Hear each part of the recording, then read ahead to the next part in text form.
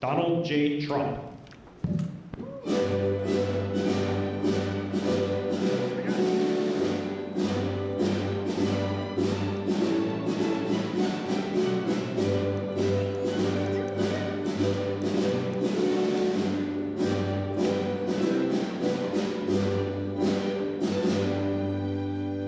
Thank you very much. It's a big day. Very important day for me. Should be important for everybody, including the media. But they don't really cover it fairly, I will tell you that. It's shocking. Please sit down. Thank you. We gathered here today for a truly solemn occasion. Throughout this hall, I am joined by heartbroken Americans who have lost parents, siblings, children, grandchildren, and treasured loved ones to the scourge of illegal immigration led in by the past administration. Millions and millions of people from jails, millions and millions of people from countries that we don't want to know about. Drug dealers, murderers, 11,888 murderers were allowed into our country by the Biden administration. These are the angel families that we love, that for decades our government betrayed and our media totally ignored, and I've seen it. When I first got involved with the angel families, I had a meeting, it was so sad. And they got up and spoke, and the media literally just turned off the cameras. They didn't want to hear them. It was my first glimpse as to what was happening. These are sick people that cover stories like that, or that don't cover them, which is worse. Everyone in this room not only suffered an infinite loss, they were the victims of politicians who put the comfort of foreign criminals before the safety of American citizens and American patriots. Their stories were censored and suppressed like maybe almost never before, so that the politicians could open our borders and allow our nation to be invaded. If we didn't win the election, our nation would right now be destroyed. But under the Trump administration, their suffering is forgotten no longer. In just a few moments, I officially sign a proclamation that I've been waiting to sign for a long time, including my first administration. There were so many different legal roadblocks, it was incredible. We got it done, and I'm doing it today. February 22nd is going to be National Angel Family Day. Very important. So many incredible family members and friends, parents and children. On February 22nd, 2 years ago, a brilliant 22-year-old nursing student named Laken Hope Riley went out for a run on a college campus in Georgia. Laken was viciously attacked, brutally beaten and murdered by an illegal alien gang member who the last administration heartlessly released into our country. No problems. Let them in. They let in everybody. They didn't check anybody. They let in everybody. Among the first bills I signed into law after taking office last year was the Laken Riley Act. I'm so proud of it. To ensure illegal alien criminals are rapidly removed from the United States of America, if that's okay with the media. That bill has already been really playing a big role in the life of our country. It's resulted in over 21,000 illegal alien arrests, 21,000. Yeah.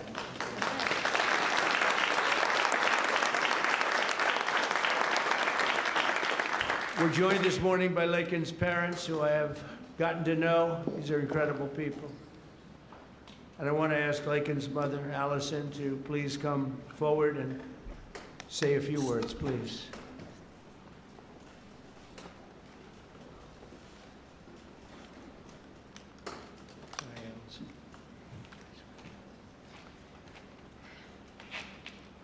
Well, this is unexpected, but I think that a lot of people feel like that President Trump is maybe different than the version that I've gotten to know. And I just can't thank you enough. You have said from the beginning, literally the day after this happened, that you would not forget about Lakin. You weren't president at that time, and you have not forgotten. You have fought a fight that most people would not want to have to fight. Most people wouldn't. They would just say it's just easier not to do this. And President Trump you are doing a thankless job that most people just wouldn't do. And I just can't thank you enough. There are just not enough words to say. Because if you've lived the nightmare that we have lived, you understand the importance of the job that he's doing and securing our nation and fighting for our families. Because this could be any family. This happened to my family. This could be any one of your families. And Lakin was the most responsible, hardworking, kind, selfless, beautiful Christian. And she wasn't somebody that put herself in bad positions. She didn't make bad choices. She was just a good girl. And she just wanted to go for a run that morning after she'd gotten up at 4 o'clock the morning before to decorate her roommate's door for her birthday. And she did everything for everyone else. She expected nothing in return. She just wanted to be a good friend and a good sister and a good daughter and a hardworking nurse. She was working so hard for. And I'm beyond blessed and thankful that you're honoring not just Lakin, because she's one in a ton of people that have suffered at the hands of illegal immigrants. She's not the only one. And so thank you for honoring all of them, not just Lakin. And we're just beyond grateful. Thank you. Thank you so much.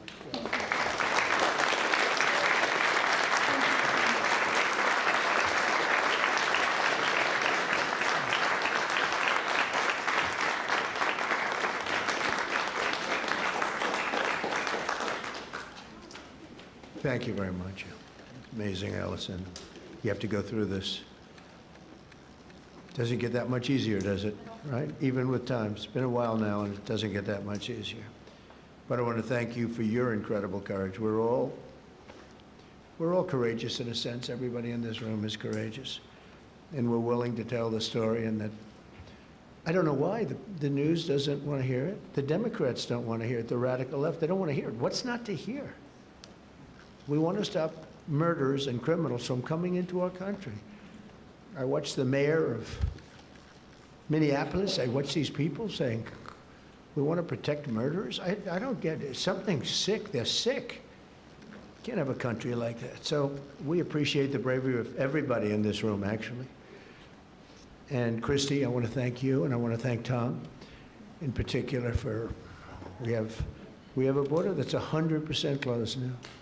100%.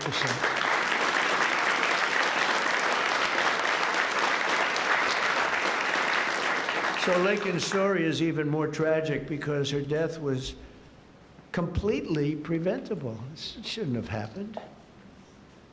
Guy should never have been here. Not only should her killer not have been released into our country in the first place, but he was released a second time after being arrested in New York City. Here today is a great gentleman, the police officer who arrested that illegal alien, only to watch him be set free to kill. I mean, he was arrested and they let him go free. They knew he was trouble, big trouble. Many of them are like that. They release him knowing it's going to kill again, but they released him. And set him free to kill Lakin. So I'd like to have Ethan Carreri come up, please. He's a great, highly respected police officer, and you can explain what happened here. Come on up. Thank you, Ethan.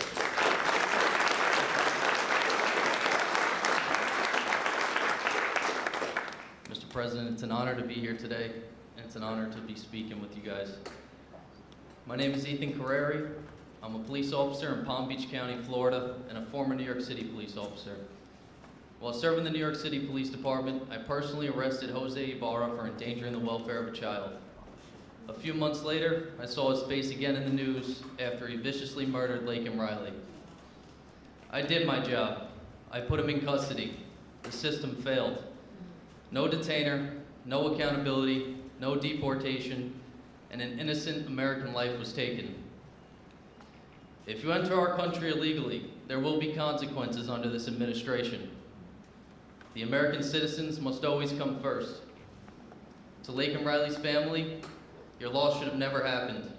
We owe it to you and every American family to enforce our laws, secure our border, and protect innocent lives. Mr. President, thank you so much for having me here today, and thank you for all you've done for our country. Thank you. Thank you very much. I notice you left New York to come to Florida. In a way, it's too bad, right? Couldn't take it anymore. They don't let you do your job. But thank you very much, Nathan. It's great, highly respected person.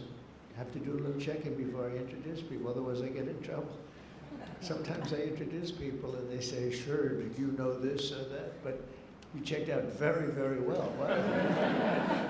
Stories like Laken's are one more reason why my administration will do everything in our power to end the scourge of sanctuary cities once and for all. They protect criminals. Why do people find they protect criminals with a vengeance? They fight for these criminals like murderers. They're protecting murderers. They fight for them so hard. There's something wrong with them. We're joined today by so many angel families who are grieving a terrible loss. They've gone through hell. Steve Ronnebeck was the father of 21-year-old Grant Ronnebeck, a beautiful guy, who was shot and murdered by an illegal alien while he was working behind the counter of a convenience store in Arizona. He was working behind the counter. Steve, would you please come forward and talk about your boy. Thank you. You know, I spent some time with President Trump in his first election. President Trump talked about Grant even before he was elected in 2016. And finally, we had hope. We had hope that it was going to end. I was just talking to Secretary Noem that we all sat around a table one day during one of our visits to Washington. And again, the word preventable came up. All these deaths at the hands of illegal immigrants are preventable. They could have been stopped. We could have done so much more, unfortunately, at the hands of an election that we questioned. Somebody took their foot off the brakes, put their foot on the accelerator to let these people into our country. And it wasn't just regular people, it was criminals, it was murderers, killers, rapists. And now today, we are finally going to see that somebody's going to remember all of our loved ones. They're going to remember the names, and they're going to remember what we've all been through. Thank you, Mr. President.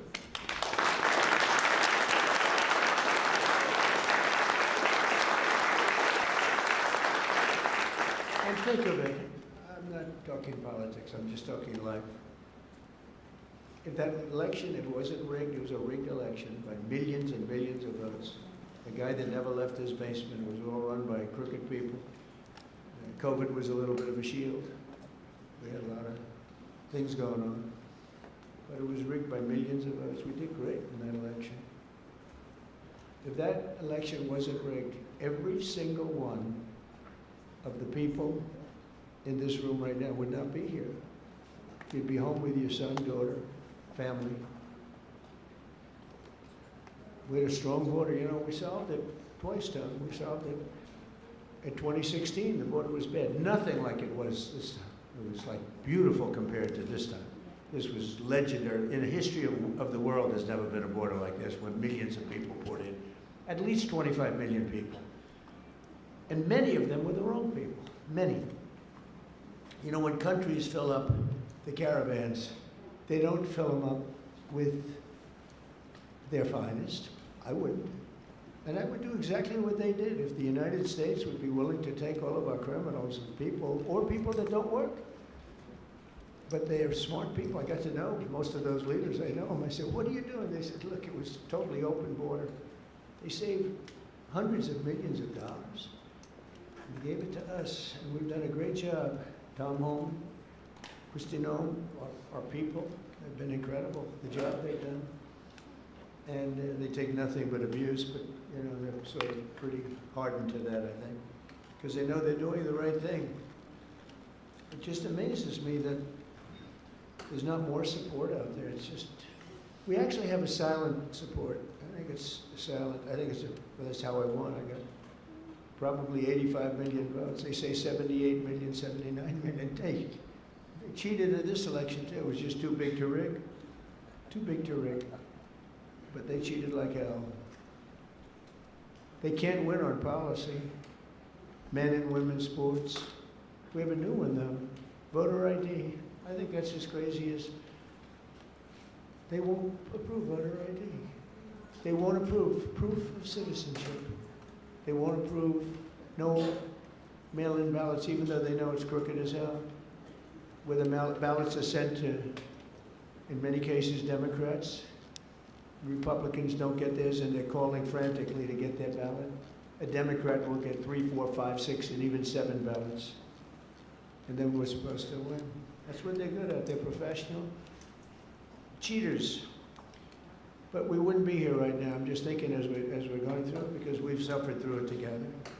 I suffer for the country. I mean, it's the people I've gotten to know, the mothers and fathers, mostly mothers and fathers. Husbands in some cases, wives in some cases, but mostly mothers and fathers, what they have to go through. Also with us is Marie Vega, the mother of Javier Vega Jr., the retired U.S. Marine and Border Patrol agent, so respected, who was murdered in front of his family by 2 illegal aliens, bad ones, really bad ones. People you could look at them and you could say, trouble. Trying to steal his family's trucks. He wanted to take everything the family had, but the trucks in particular. Marie, please come forward. Thank you, darling.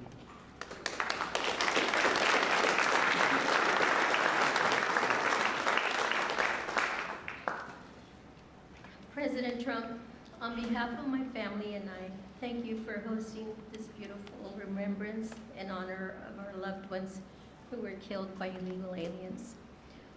As you said, August the 3rd, 2014, my husband Javier, my son, Marine and Border Patrol agent Javier Harvey Vega, his wife, 2 of his sons and a friend, and I were fishing in Santa Monica, Texas. Within minutes of settling in, we were ambushed by 2 illegal aliens with many priors. Without warning, they jumped out of their stolen vehicle with guns that were not supposed to be in their possession in an attempt to steal 2 4-wheel drive vehicles. While trying to defend us, Harvey was shot in the chest and killed. My husband, Javier Sr., was shot in the back. Remember, you all, children were there fishing with their friends, and they just kept shooting. You could hear the bullets just whizzing past you.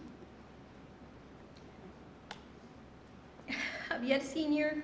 returned fire with this weapon, and I grabbed the AR that Harvey had attempted to defend us with, and I returned fire as well. Had we not fired back, they would have killed everyone there, including the children, so that there wouldn't be any witnesses. And they killed an amazing man, a loving and honorable dad and husband. Thank God we have you in office. Without you, America and the world would not know the consequences of open borders. Thank you for restoring law and order. Thank you for acknowledging us, the angel families. Every day I think of you and the heavy weight of a nation that you carry with you. I can't imagine what it must be like to wake up every morning, work so diligently amid attacks and resistance from the left, to deal with the craziness, the fraud, and the swamp. But you get it done day in and day out, all while finding solutions to making America great again. You absolutely amaze me. Please know that we see it, and we, the masses, your constituents, are behind you 100%. When you were elected the first time, for the first term as president, I remember saying to my boss, this is exactly what this country needed, a businessman. You did an outstanding job then, and although you were cheated out of the second term, by the way, you won that election as well, and we know it. I knew the third term was going to be epic, and here we are, mega. Before I end this, I have to share a sweet story with you about my daddy. He absolutely hated the way people treated you and attacked you. On your third run for office, he said to me, "Mijita," which means my little daughter in Spanish, "Can you check to see if I'm up to date and still registered to vote? We need to make sure President Trump gets into office." I said, "Of course, Daddy." And I did, and I checked, and he was registered to vote. We lost a great man, April the 3rd of 2025, and that would be my dad. Again, thank you for everything. Thank you for backing Border Patrol and ICE, and backing these families. Thank you so much.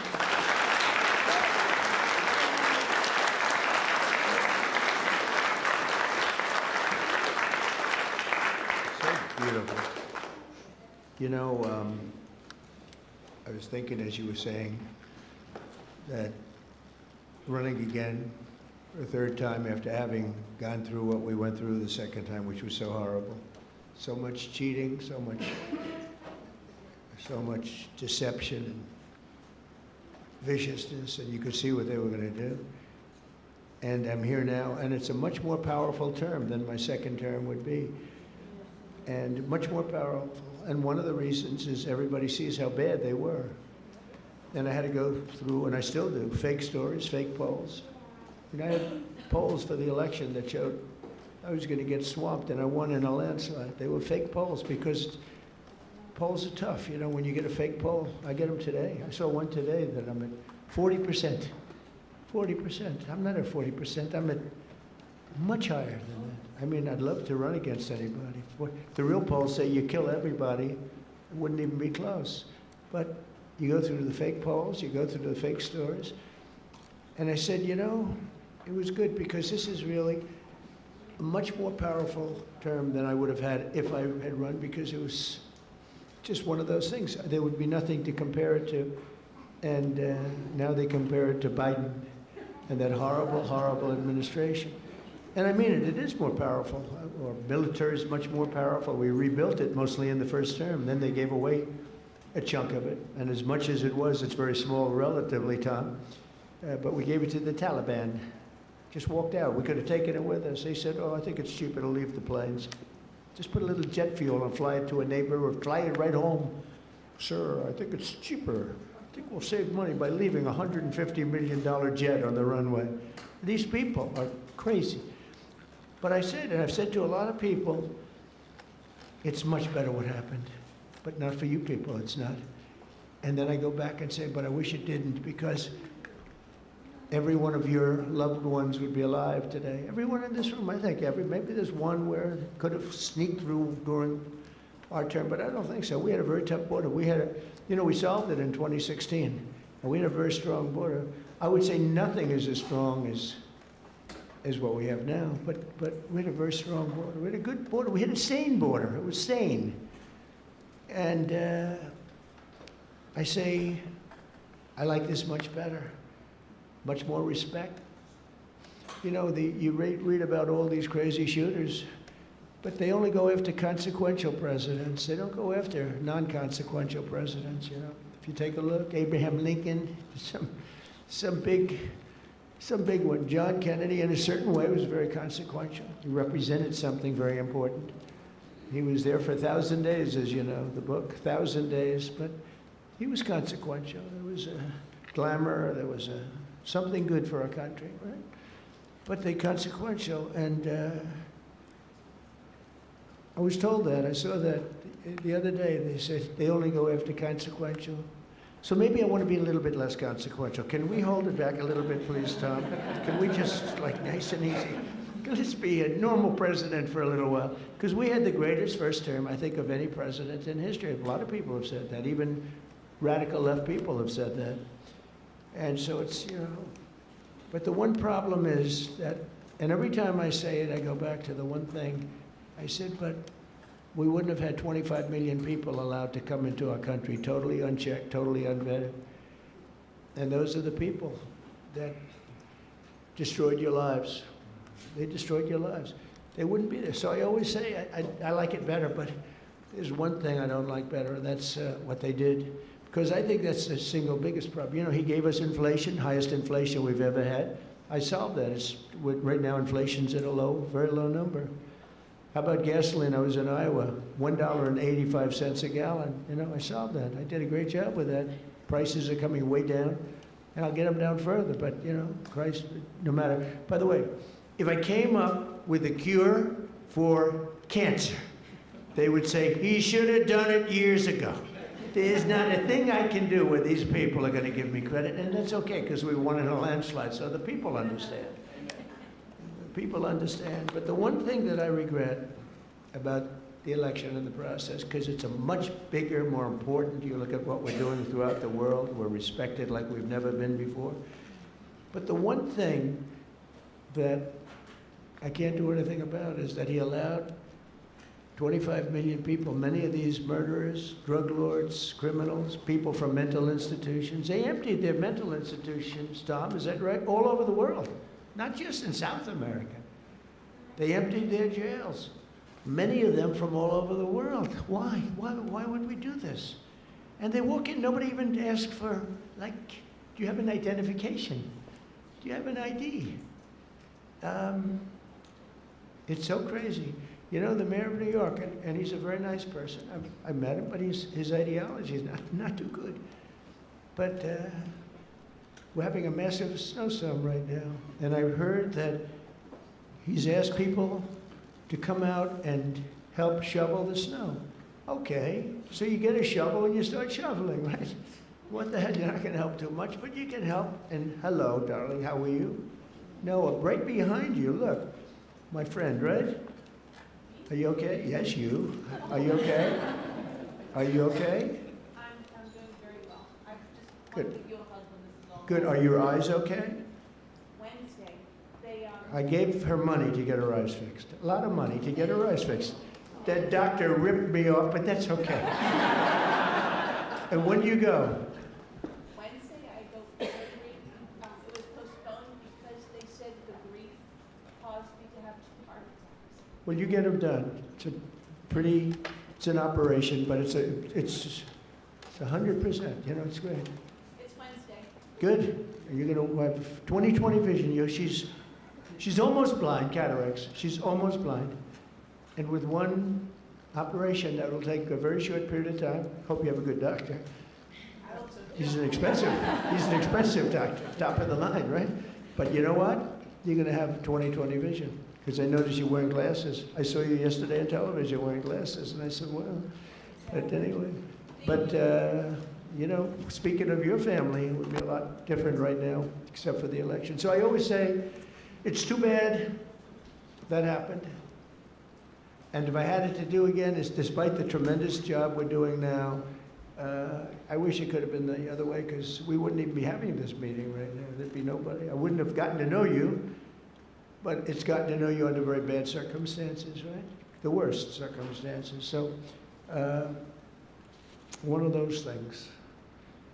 But the thing I can't understand is why the press isn't more supportive. They're so dishonest. The stories, the polls, they poll you, they say, oh, the angel moms. I think the angel moms are the finest people I've met. I mean, the angel moms and families and dads, but these are unbelievable people. Why are they so angry with angel moms? They had their child killed. Stories that are so horrible, I'm not going to mention. A couple of people are in the room. What they did with the child after they murdered the child. It's not even, and these people are actually on the side of the criminal. I don't get it, Tom. Someday you're going to explain it to me, but I don't think you can either. It's crazy. Laura Wilkerson is another American mom whose 18-year-old son, Joshua was horribly beaten, tortured, and murdered by an illegal alien who went totally crazy and just went to school. And I'd like to ask Laura to come up and say a few words about Joshua. Please. Hi. One of my original friends. Thank you so much for having me today. My name is Laura Wilkerson, and I want to thank everybody for their help in gathering us here, the American Border Story and the White House, and all of your helpers. I thank you for that. I met a man about 11 years ago who was running for office, and he sat with us a couple of days, and he watched as the tears rolled down my face as I told him the story of how our youngest son Joshua was brutally beaten, tortured, strangled to death, and his body set on fire. The man next to me was President Trump. He never ever looked away from my pain. He looked me straight in the eye and he said, "I will never forget the story of your sweet son, and I will never give up fighting for the American family." I looked at him and I believed him. And here we are these years later, and you can tell all of the work he's done. He's never missed a day of fighting for the American family. I don't know if I've ever met a man who is more interested in this country and running his country and getting it back in shape. And I'm so grateful for what he does every single day. I can't even pretend to understand the spiritual battles that swirl around the office of the presidency and the man who owns that office. I would ask that God breathe a fresh breath of air through this administration so that he can calm those spiritual battles and allow our president to continue to do the hard work. Jesus works on my family every day, still healing us today. And I am just so incredibly grateful for the man who's in office, who never quits. He is sidelined so many times, but we know the man, Jesus, who can take care of that. And we pray today in his name that he will sweep through this country and make it right again. Thank you so much for having me.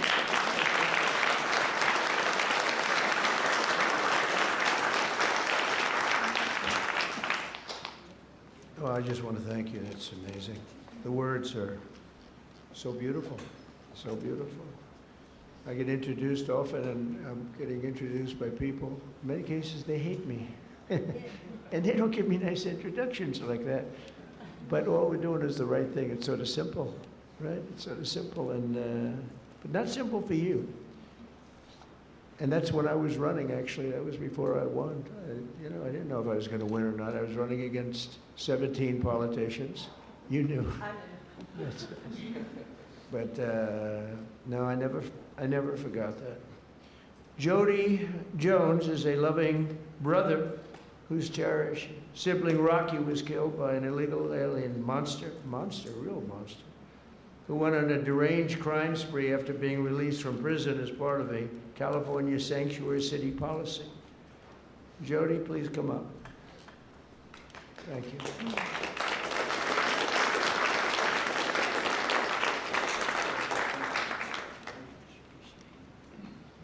Well, I have this speech, but I'm not going to give it.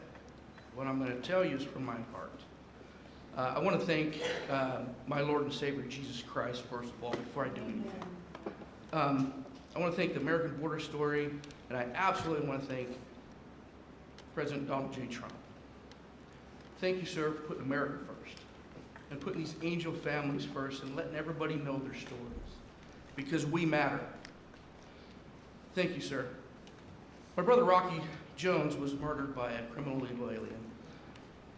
He was simply at the wrong place at the wrong time. This man was arrested, released, and within 24 hours, he went on a shooting spree in Central California.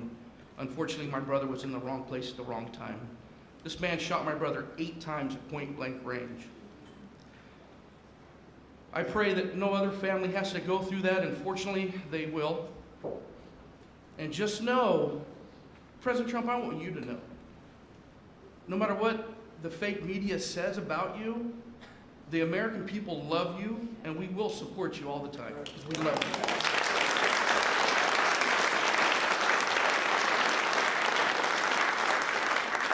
I'm sick and tired of hearing these Democratic politicians stand up on these podiums and say how sorry they are for seeing these criminal illegal aliens being ripped apart from their families. What about us? What about the American family? What about us? We mean something too. And this man right here understands it. I was listening to Grandma Cook, and she said thank you to President Trump. And I love that lady. I don't even know her. I just heard her. I just got the fire inside of me. I'm like, wow, that's an American. I love America. I want you guys to understand this. Americans are not racist. We're not xenophobic because we want a safe America and we want to put Americans first. This man's not racist because he wants to put Americans first. Are you kidding me? I know you guys hear it all the time, but we are not. And I'm going to tell you something. I love America. I love Donald Trump. I love my family, and by gosh, I love America. Thank you very much, Donald Trump. President Trump, you are the man.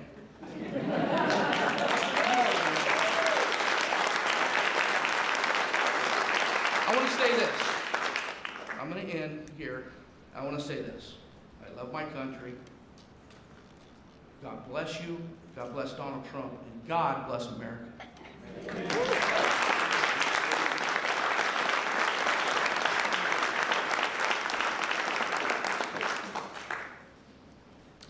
Thank you very much. It's incredible. I want to now introduce somebody that I get to know pretty well. We just had a little discussion. Wonderful mothers, Patty Morin, who lost her beautiful daughter Rachel, and Tammy Nobles, who lost her daughter Kayla. Your daughters would be unbelievably proud, and they are as they look down. I'm sure they're looking down. And they'd be very proud of you, and they're thanking you right now for your courage. You've gone through a lot. I know you. And I just have to recognize some of the families. I mean, it's the families that are here this morning. I know many of them, not all of them.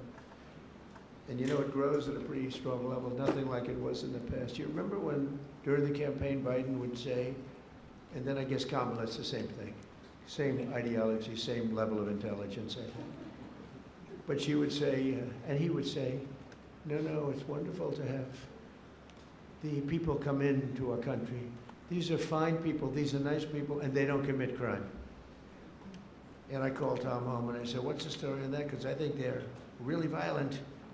And Tom would say, these are the most violent people in the world. They're coming in. These make our, I remember you said, these make our criminals look like choir boys. And you know what? You were right. You were right.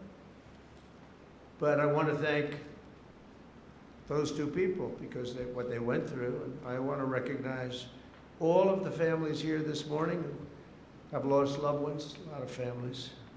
Thousands are not here, and they're feeling just the way you do. Sad.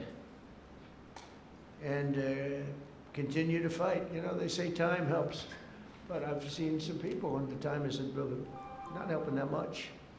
Time, they say, it heals all wounds, but it's not. Do you feel better now or the same? You got to feel a little bit better. You got to let it, but it's not like the phrase, wonderful phrase, time heals, like everything's good. Excuse me? We feel good that you're here now. Yeah, I know. We'll continue to fight though, and we'll stop this horrible situation, and we have stopped a lot of it. A big thing, you know, you saw that murders are down for the most in 125 years. That's before my father was born in 1905. 5 years before my father was born. My father was great. But, so in 1900, 125 years, the murders, the lowest rate. You know why? Because I closed the borders, and we got a lot of people out. It's not just closing, we got a lot of people out. Washington, D.C. is now a safe place. We don't want to close the borders for them anyway. We got a lot of them out, and we got many of the worst ones out. Go for them first. But I want to conclude by reading part of a letter I received earlier this year from two heartbroken grandparents who will never again see their 8-year-old granddaughter after an illegal alien ran her over with his truck purposely. They wrote to me, "We are hurting so badly, and now know that the hurting in our family will never go away. It never, ever will go away. We're not seeking notoriety. We don't care about press coverage, but we do want our girl to be remembered. We want people to actually know how preventable this murder was. And lastly, we want the American government to be accountable to its citizens." True. They should be accountable for what they did. That's my administration, and I will tell you, fighting, and we're fighting so hard. All of them, everybody together is fighting. We're putting American citizens first. We're defending American lives, and we're fighting for every angel family. Angel families are beautiful families. They're beautiful families. That was my first, early on when we first met, that was my first, I didn't know about angel families, you know. I never did this before, right? I was building buildings and things. But I said, I can't believe it. My first meeting, they were so angry at the press, at a mom who lost her daughter so violently, right? You might have been there. The first meeting, I said, this is strange, what's going on? It was anger from the fake news. But the angel families, I realized very early on, I never changed. I could see how you changed them, you know, you have to go through this stuff. But never changed. I thought they were among the greatest people I've ever met. I've met the heads of countries. A lot of them aren't so nice, but you know, they do have some power. And we've done very well with all of those people. But among the finest people I've ever met are the people in this room and people, many people outside of this room. I know many, many more than just in the room. But we restored our border, and it's now totally secure, and our country is at the safest level it's been in many, many years. How could anyone possibly say we want open borders? Knowing, especially, let's say you did that because you're foolish or stupid or something. And you did it, but after a couple of weeks, you're going to know that the people coming here, if you're running a country, you want to send your bad people out. That was the way I looked at it. I didn't know anything about it. I ran for office, but I have a lot of sense. And I said, well, open borders are no good because if I'm running the country nearby or far away, I had no idea how far away. They came from the Congo in Africa. They came from all over, not just South America. Congo let vast numbers, hundreds and hundreds, probably thousands of people out of jail. They brought them through Mexico and they dropped them into our country. But you would say that common sense, well, and I said it right from almost the first day. I said, how can you have an open border? All the countries are going to be dropping their prisoners into us. That's exactly what happened. And mental patients and others. So we have a country that's now doing well. We have the greatest economy we've ever had. We have the most activity we've ever had. I'm making a speech tomorrow night, and you'll be hearing me say that. I mean, it's going to be a long speech because we have so much to talk about. But Americans like Lakin and Grant and Javier, Joshua, Rocky, Rachel, Kayla, these are great people, and we're never going to forget them. I'll never forget them. I don't know how long I'll be around. Got a lot of people gunning for me, don't I? But I will not forget them. I'm never going to forget them. And I just think you're among the most brave people. I meet a lot of brave people. I meet warriors. I give out congressional medals of honor. People recommend, like these two in front of me are so wonderful, but they recommend, and I meet the greatest people. But this is a group of people that, for whatever reason, I just feel maybe the warmest about. So at least you have one friend, and we don't understand why you don't have many, and maybe you will. I don't know. So I'm going to go sign the proclamation, and then we're going to sit in the audience. I'm going to sit with you for the reading of the victims' names, and I'll then depart to a song sung by our incredible, talented military, Amazing Grace. Okay? Sound good? Now we could have some of the families come up, some of the people come up. You know who you are. And come on, you can stand around. I don't use an auto pen, so you can watch me actually sign.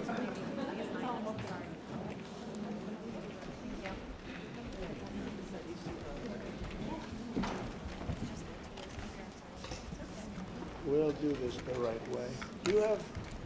I want to give coins to the family, okay? Could I? have one for you, and I couldn't bring anything inside. No, Secret Service, well, you'll get it to me. Say hi to Trump. Hi, sweetie. My name is Emma. Oh, hi, Emma. Very Carol. Very good, beautiful. Yeah. Okay, you ready, Emma? We're going to sign this, okay? Okay.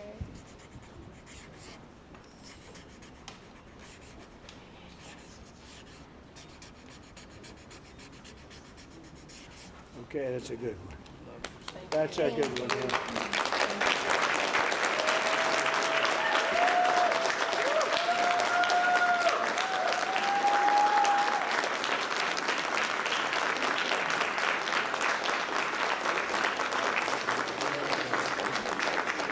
Thank you very much.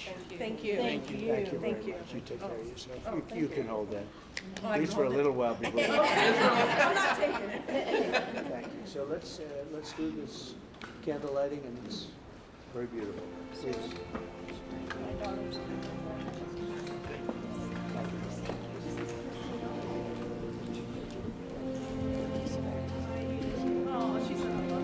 can't tell you.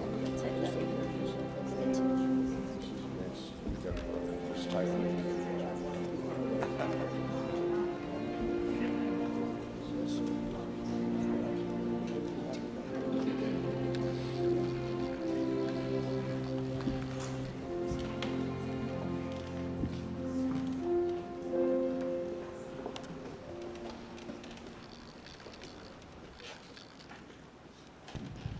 We will now light a candle in honor of the victims in solidarity with their families. Following the lighting of the candle, the names of the victims will be read aloud so that their memory may be honored.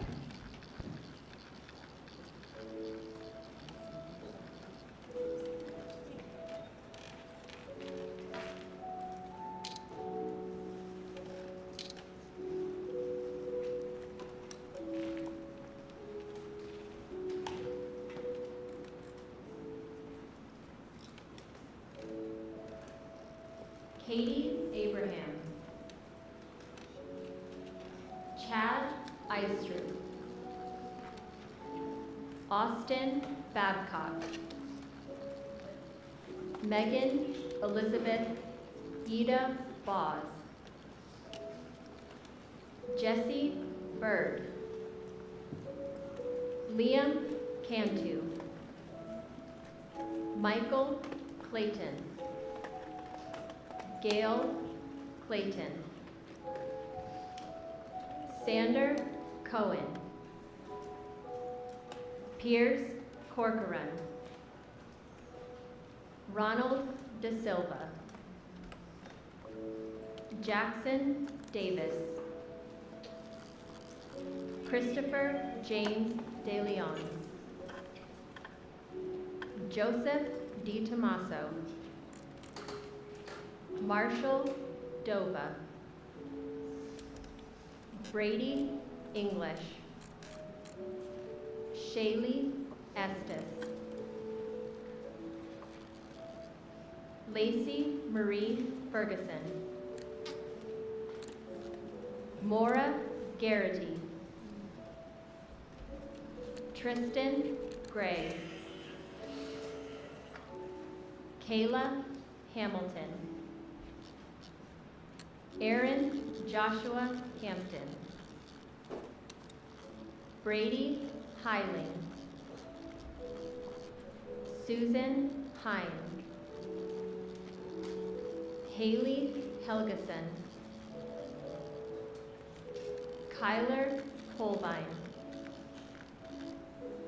Gregory Hamala. Gabriel Kaleshi Isiguzo Jr. Rocky Paul Jones. Shane Jones. Stephanie Kaufman. Haley King. Amy Courtlang. Ryan White. Brian Moss. Robert Mopin. Lisbeth Medina. Brandon Mendoza. Brandon Michael. Dominic Montoya. Jonathan Moody Jr. Ruben Morfin. Rachel Morin. Krisha Odette. Nikolay Osokin. Rocco Pitro. Lakin Riley. Grant Ronnebeck. Matthew Russell. Kayla Santiago. Danielle Nikki Shermock. Fred Schlosser. Tiara Stansberry. Kate Steinley. Joseph Story. Timmy Tarnowski. Brian Terry. Anya Varfolomeyev. Javier Vega Jr. Joshua Aaron Wilkerson. Carlos Wolf. Joseph Zhang Jr.